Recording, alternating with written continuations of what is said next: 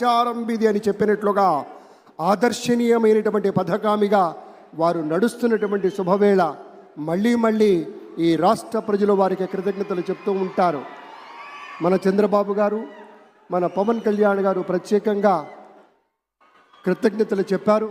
అలాగే వేదికకి కుడివైపునున్నటువంటి ప్రముఖులు అందరి దగ్గరికి కూడా పేరు పేరున వెళ్ళి పలకరిస్తున్నటువంటి శుభవేళ పద్మభూషణ్ మన megastar Chiranjeevi, megastar power star, అటు మెగాస్టార్ ఇటు పవర్ స్టార్. ఇది అరుదైనటువంటి చిత్రం. అలాగే మన పెద్దలు బాలయ్య బాబు గారు,